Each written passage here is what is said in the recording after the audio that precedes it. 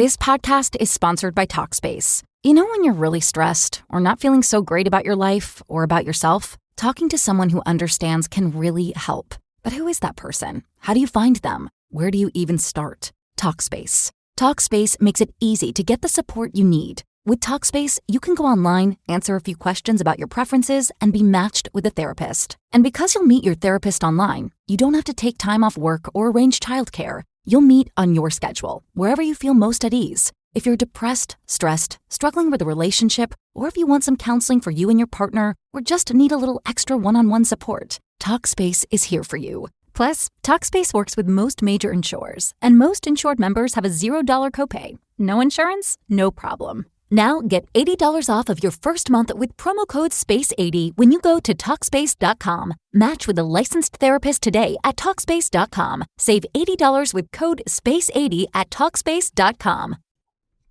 Charlie Crimebuster here, and today we're going to talk to you about the untold story of 9/11 and how a Central Florida cop plays part in the capture-kill of Osama Ben Ladin. We're going to talk about that and a whole lot more right here on today's Charlie Crimebuster.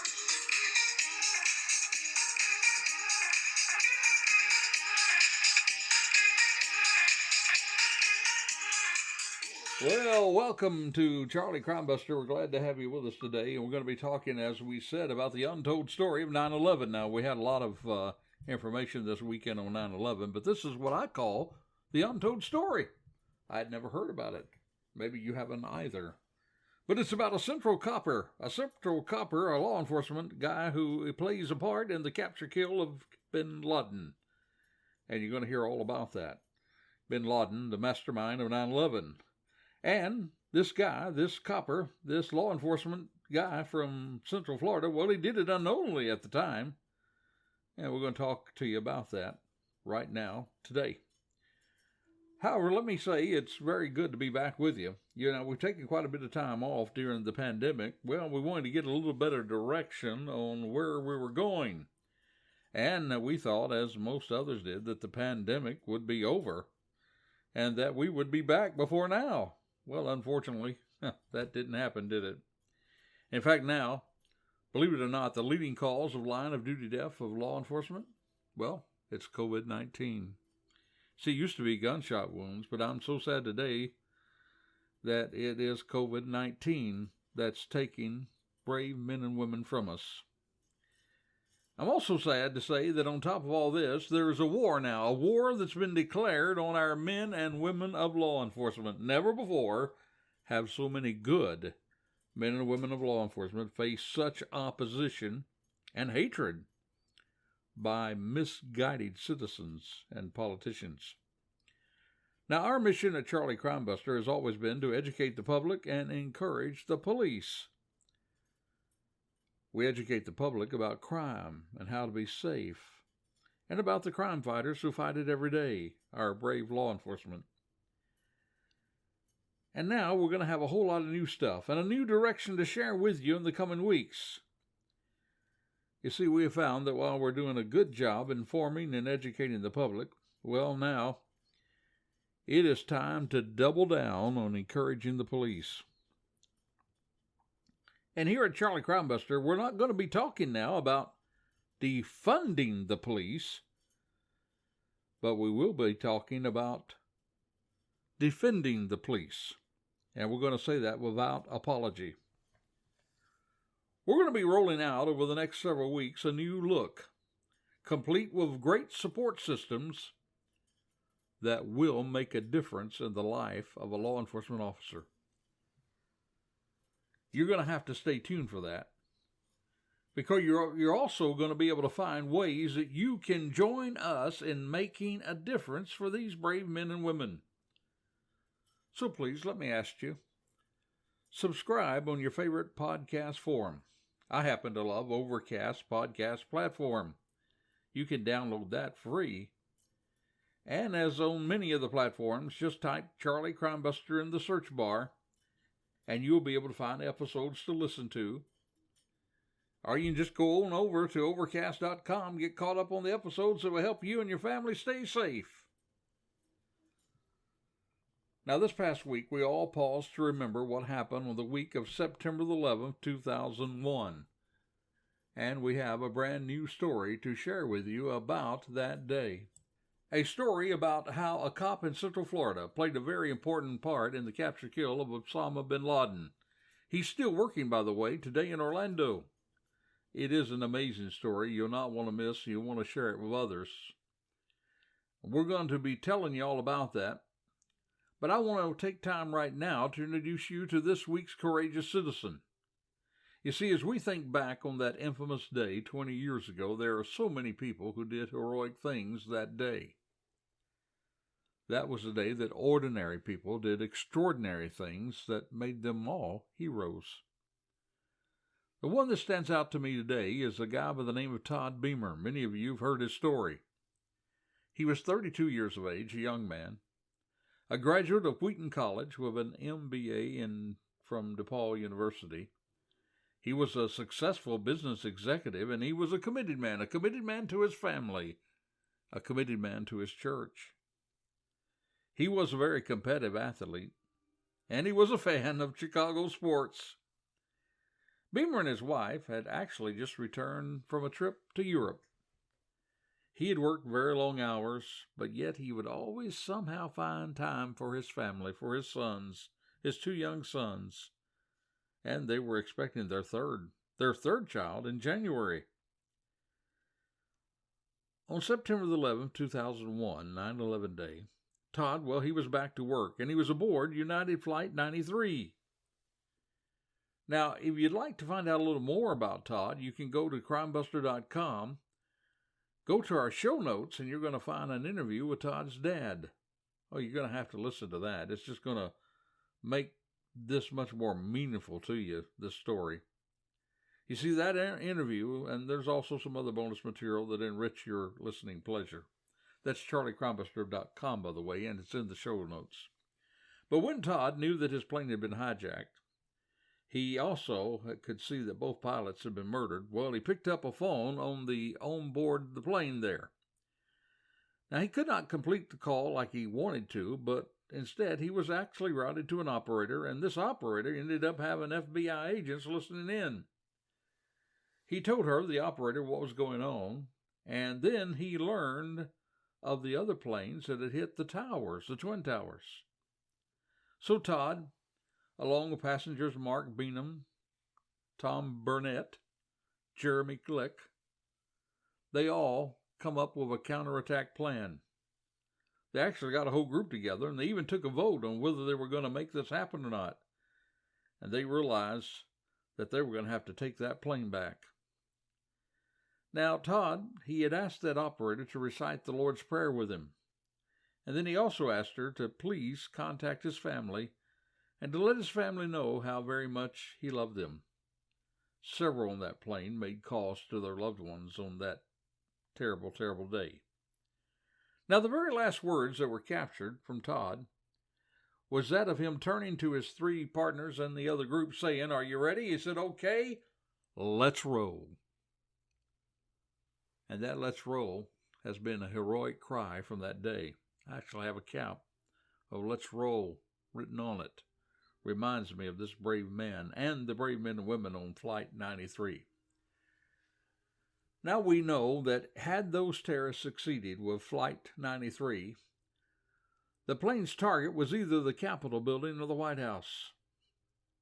But now also hang on to your hat, because you're going to see in this podcast how our law enforcement officer from Central Florida, how he took action on that day a month before that ended up helping the heroes on Flight 93. Well, by the way, Todd's daughter, she was born 4 months after he died. And while she grew up without Todd in her life, she knows she's the daughter to a real hero. A real hero among other heroes on that day. And that, my friend, is our Charlie Crimebuster Hero of the Week, Todd Beamer, along with that whole crew of brave men and women on Flight 93. And just as Todd was a hero, there's another hero now that we're talking about. His name is Jose Perez. And Perez was working as an immigration inspector, doing his job to enforce the law at the Orlando airport back on August the 4th, 2001. This is when he came into contact with one of the alleged hijackers. And, of course, this is about a month before that awful day. Now, in past programs, I've told you that there's a guardian angel within you, and that this guardian angel can alert you to danger. Jose Perez had at that moment what some military and police officers describe as a time when your Spidy Senses are awakened. Now, Perez, he didn't call it Spidey Senses like many cops and military people do. He actually called it a gut feeling, and he had it 20 years ago. And because of that feeling, he acted upon it. And many believe that it changed history and saved thousands of lives. Let me ask you a question. Did you know that there are ways that you too can educate and inspire and motivate the guardian angel that lives within you? You see, one of those ways is to increase your situational awareness. We do give tips like that on our website, charliecrimebuster.com. Just hit the resources area and you'll find some of those tips. Those tips that'll help you awaken the guardian angel within you so that you too can have the same kind of senses that Perez had and others have when they face danger or they are looking at danger. Now, Jose Perez, he called that day as the day, as long as he lives, he will remember how that day unfolded. That's quote unquote. While doing his own law enforcement job as an immigration inspector, he came in contact with an individual that he describes as one that gave him the chills, quote unquote, the chills. Again, those Spidey senses. He did describe the man. He said he was well dressed. Said he was dressed in black, had sort of a military haircut. He goes on to say that this man kept looking into his eyes, and what he noticed, he called them, quote unquote, little black devil eyes. And to himself he said, something is not right. Now that was even though that this man, this Saudi national, even though his passport, his visa was good and up to standards, well, again, he had Spidey senses because there was a few things about the paperwork that was not filled out properly. So, because of that, he was sent to a secondary screening, and that secondary screening brought this man to our hero, Jose Perez. Now, standing before Perez, this national Saudi, and this guy said that he did not speak English. You see, among the red flags that were waving now in Perez's mind was the fact that this man, he did not have a return ticket. You see, you're supposed to have a return ticket. But there were other flags as well. And once you hear this man's name, well then, my friend, you're going to have a real clue on how all this plays into the capture-kill of the mastermind of 9/11. We're going to tell you all about that. But wait a minute. Do you hear that?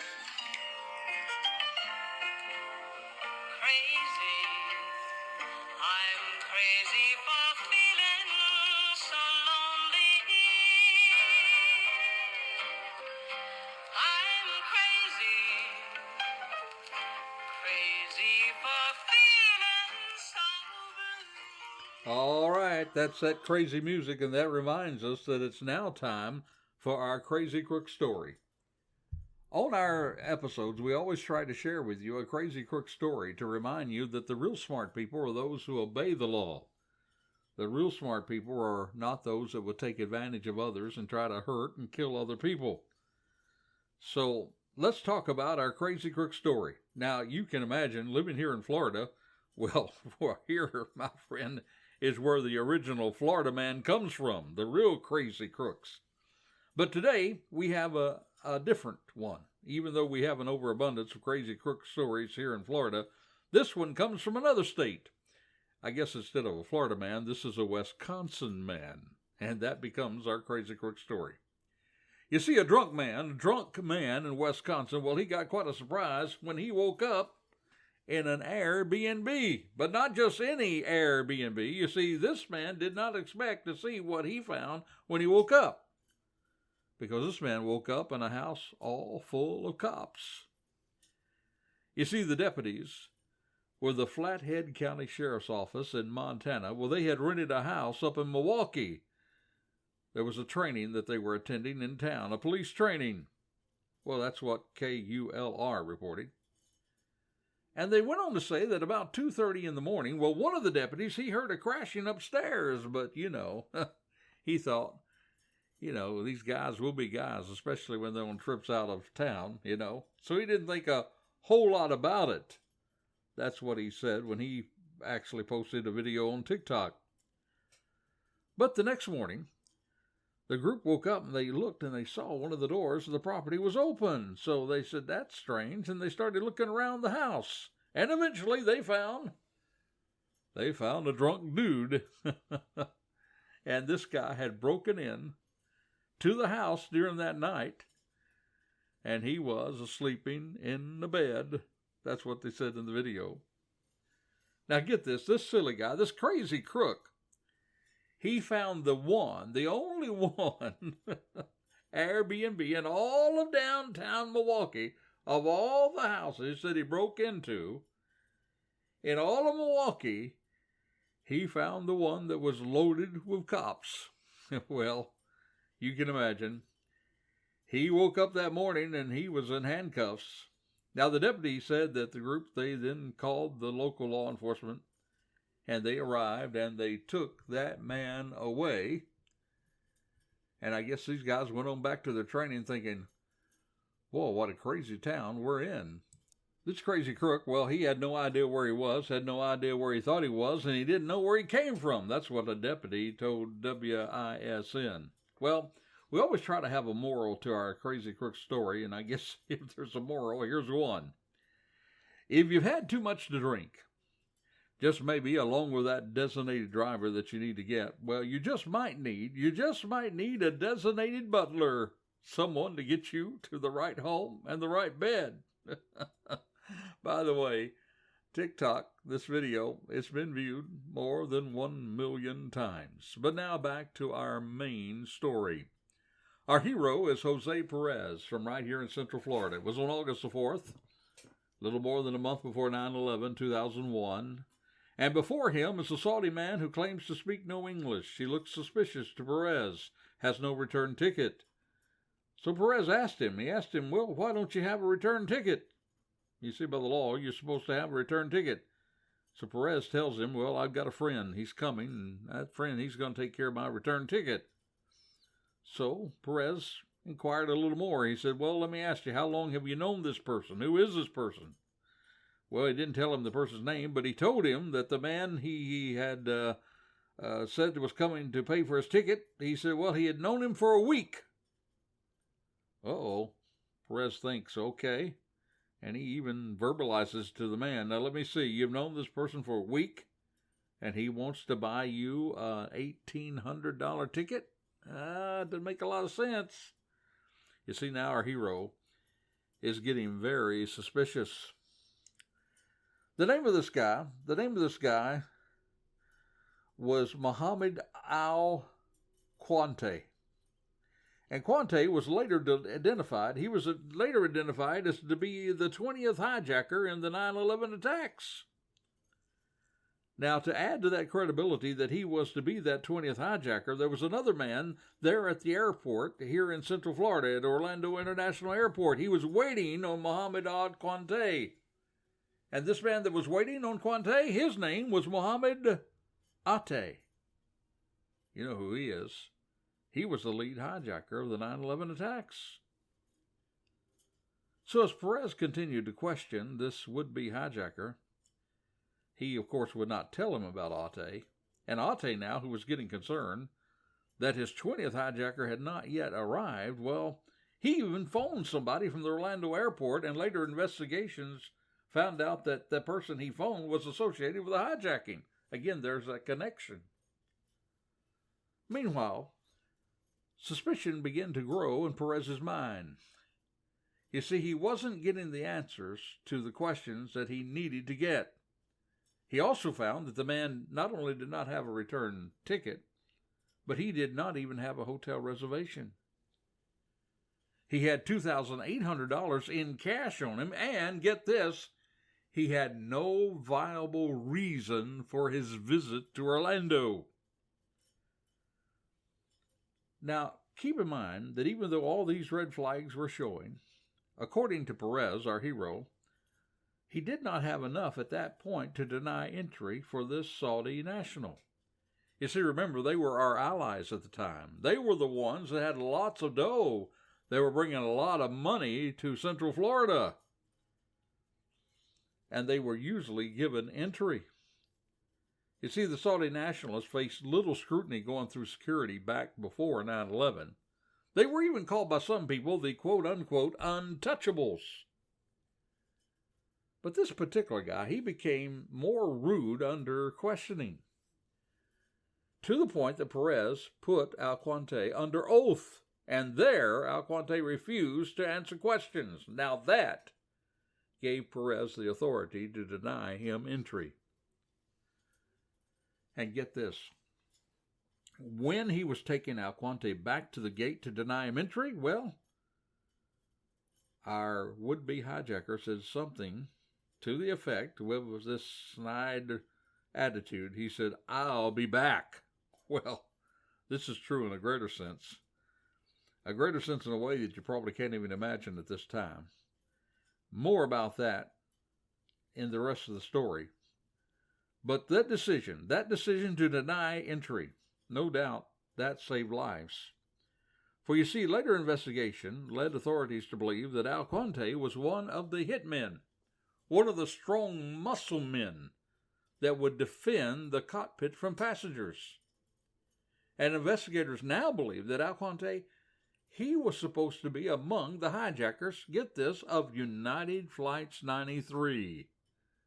Yes, that one that was destined to the U.S. Capitol and the White House.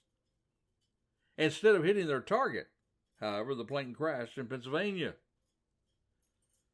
You see, the other planes, the ones that hit the Twin Towers and the Pentagon, they had 5 hijackers. Flight 93 only had 4. Only 4. Because their 5th man was not allowed entry because of the alertness of Jose Perez. You know, that 5th person, he could have made a real difference in the balance of power. He may have even kept these brave souls from delivering such force that eventually brought the plane down before it could get to an area to cause a great loss of life on the ground. But you know the interesting thing about all this? Perez did not even learn about the role he had played until 2004. You see, that was when he was asked to testify before the 9/11 Commission, and there he was told these words, and I'm quoting him. He was told, "Your actions," quote, "your actions may well have contributed to saving the Capitol or the White House and all the people who were in those buildings." That's what a 9/11 Commissioner member said to him at the time. And when he said that, applause broke out from the crowd and that group of people, which included families affected by the 9/11 attacks. The commissioner went on to say, for that we owe you a debt of thanks and gratitude. Even though our hero said he was just doing his job. But wait a minute. There's even more to this story. That's what brings us to the capture-kill, the most wanted man in the world, Osama Ben Ladin. You see, Mr. Mohammed Alquante, he just didn't get on a plane and fly back to Saudi and do nothing. He joined his band of thugs, terrorists, to fight and kill American soldiers in Afghanistan. And while he was doing that, he was captured in Tora Bora. Captured while he was fighting our servicemen and women. Now, remember, as he was being taken to the gate to be put on a plane to take away from the U.S., he told Perez, another agent, with a sly smile, "I'll be back." Well, in a way, he did come back to face American authorities, but not in Orlando, Florida. It was actually about 90 miles away from the southern tip of Florida, in Cuba.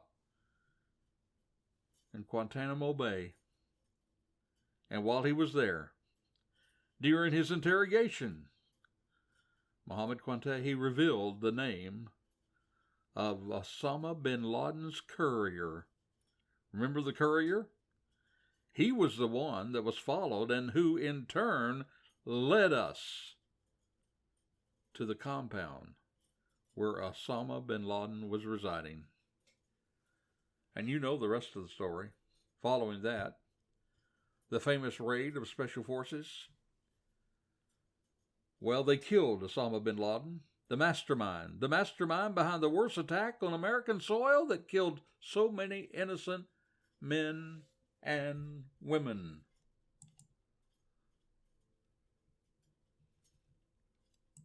Now, thanks to our hero, Central Florida's Jose Perez, now we know what Paul Harvey used to say was the rest of the story.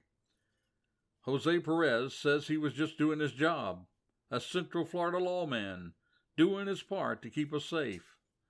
But as we close out this episode of Charlie Crimebuster, there are some takeaways that we can take with us. And today's takeaway is very simple. If you see something, say something. Because this immigration inspector acted, lives were saved.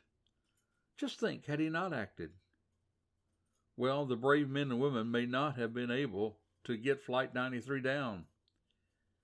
And if he had not acted, then this man would not have been captured there in Afghanistan to lead them to the courier who led them to Osama bin Laden. And Osama bin Laden may have never been killed. And he may have been around to bring more terror to the United States. Now just think also, what if others had been doing their job of staying alert like Jose Perez did? What if someone at a flight school had acted upon their own suspicion? Could this terrible attack, could it have been avoided? Well, we'll never know. But we do know today that today is not a day to let our guard down, especially with what's happening in the world. Be aware of your surroundings. So I'm going to give you a crime tip, actually an exercise that you can practice daily to help you to be more aware and observant. How about this? The next time you're in a restaurant or you're in a convenience store, just put your cell phone in your pocket and look around. Count to yourself. Now, don't count out loud. They may call the cops on you if you count out loud. But count how many males, how many females, how many children.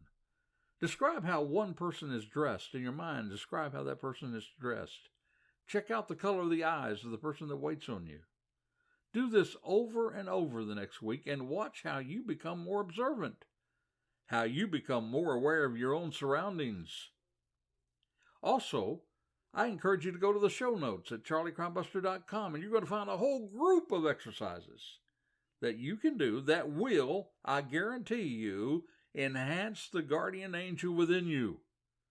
You can find it there in the bonus portion of the show notes. You see, this is the way to strengthen your own Spidy Senses.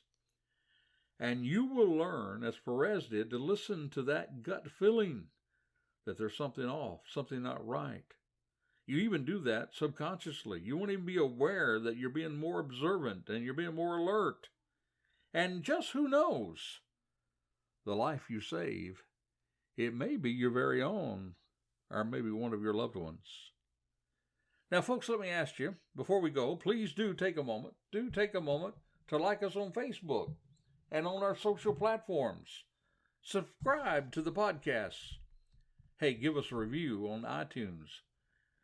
Go to your favorite podcast platform and subscribe. Join us next week, too, because we're going to have another Charlie Crimebuster show to help you be more safe. So until this time next time, stay alert, stay vigilant, and stay safe. And we'll see you.